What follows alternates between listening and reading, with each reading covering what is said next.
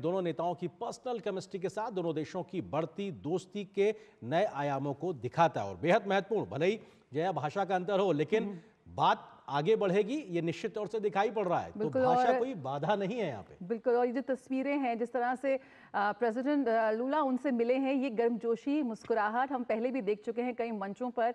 यकीनन प्रधानमंत्री मोदी का जो कनेक्ट है, जो उनका व्यक्तित्व है, जिस तरह का विजन उनका है, दुनिया के तमाम शीर्ष नेता उनसे एकदम सहृदय जुड़ते हुए नजर आते हैं और यही वो दोस्ती है, यही वो केमिस्ट्री है जो दोनों देशों के रिश्तों को, संबंधों को नए आयाम देती है, इसे और मजबूती प्रदान करती है। और ब्रिक्स के पीछे आप देख सकते हैं कि उगता हुआ सूरज की एक तस्वीर दिखाई पड़ रही है। तो निश्चित तौर से दुनिया में उभरती हुई जो एक मंच है अपने आप में, उस लिहाज से ब्रिक्स अपनी मौजूदगी दर्ज कराता हुआ दिखाई पड़ रहा है। और हम जानते हैं कि अगले वर्ष भारत की अध्यक्षता होगी ब्रिक्स में। मौजूदा वर्ष में ब्राजील की अध्यक्षता में ब्रिक्स शिखर सम्मेलन, 17वां शिखर सम्मेलन वहाँ की राजधानी रियो में हो रहा है और प्रधानमंत्री नरेंद्र मोदी पहुंचे हैं। और अब से कुछ देर बाद जो तमाम सेशंस की शुरुआत होगी, जो सत्र होंगे जिनमें विश्व शांति से लेकर कैसे जो वैश्विक पूरी व्यवस्थाएं हैं उनमें सहजता के साथ आगे बढ़ा जाए, वैश्विक समस्याओं में समाधान के साथ कैसे रास्ते खोजे जाएं, उसकी ओर बात होती नजर आएगी। तो निश्चित तौर से बेहद महत्वपूर्ण पल जब सत्र में ब्रिक्स शिखर सम्मेलन में प्रधानमंत्री नरेंद्र मोदी की मौजूदगी हो रही है। बिल्कुल, और इस बार का एजेंडा बेहद व्यापक और दूरदर्शी है। वैश्विक शासन में सुधार की बात करें या फिर एआई का जिम्मेदारी से उपयोग की बात करें, जलवायु, स्वास्थ्य, ब्रिक्स मुद्रा, टैरिफ्स, बहुत से ऐसे मुद्दे हैं जो इस बार ब्रिक्स सम्मेलन में छाए रहने की उनकी उम्मीद है। भारत और ब्राजील के बीच गहराते रणनीतिक संबंधों पर भी हम बात करेंगे, चर्चा करेंगे और उस पर भी होगी हमारी खास पेशकश। किस तरह से ब्रिक्स विश्व व्यवस्था में एक नया अध्याय रचने को तैयार है, इसी की एक शुरुआत यहाँ पे हो चुकी है, इसी की एक शुरुआती तस्वीर इस वक्त हम देख सकते हैं। बिल्कुल, 2006 में एक विचार के साथ ब्रिक की शुरुआत हुई थी, BRIC।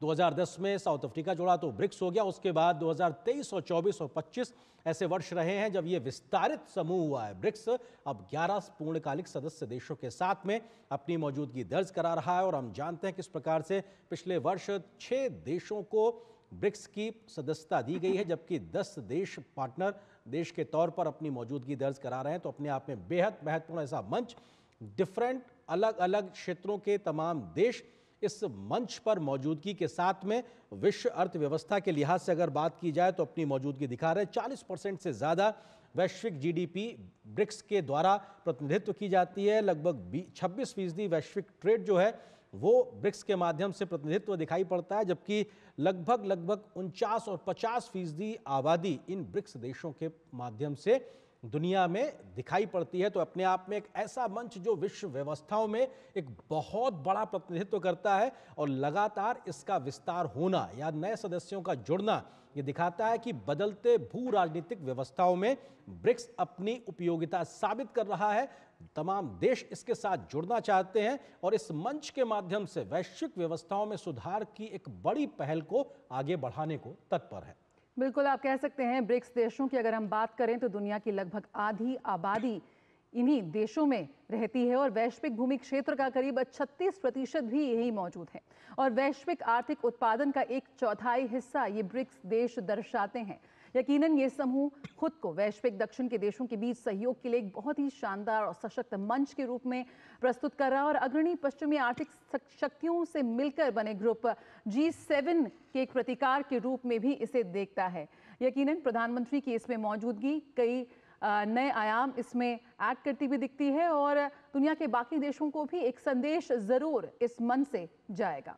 बिल्कुल जय, और निश्चित तौर से अगर प्रधानमंत्री मोदी जब 2014 से इस ब्रिक्स के मंच में शामिल होते रहे हैं, उन्होंने तमाम ऐसी पहल की हैं भारत की ओर से, ऐसे समाधान को खोजने और रखने की बात की है जो सदस्य देशों ही नहीं बल्कि पूरी वैश्विक व्यवस्था को बेहतर तरीके से आगे बढ़ाने में मददगार हो सकती है। उनका एक सुझाव रहा है इस बात को लेकर कि UN जैसी जो वैश्विक संस्थाएं हैं उनका रिफॉर्म भी हो और वो तय समय सीमा के अंदर हो, जो व्यवहारिक ज़रूरतें हैं वो बदलाव होना चाहिए। भारत का पक्ष लगातार रहा है।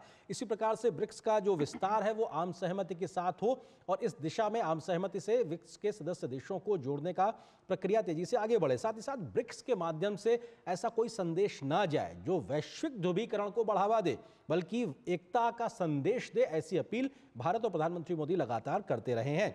इसी प्रकार से जो भारत की अपनी क्षमताएं हैं, जो भारत की तमाम क्षेत्रों में अपनी महारत है, उसका सहयोग भारत लगातार प्रधानमंत्री मोदी के नेतृत्व में सदस्य देशों के साथ करता रहा है। चाहे वो डिजिटल वर्ल्ड की लिहाज से बात हो, डीपीआई की पेशकश हो, इसके अलावा स्पेस एक्सप्लोरेशन कंसोर्टियम का बनाने का प्रस्ताव हो, किस प्रकार से तमाम जो सदस्य देश हैं उनके यहाँ जो मानव कौशल है यानी कि ह्यूमन रिसोर्स है उसकी मैपिंग की जाए, उनकी स्किलिंग अप स्किलिंग करके उनको एक दूसरे के देशों में मोबिलिटी को बढ़ावा दिया जाए। ये प्रधानमंत्री मोदी की सोच रही है, वो लगातार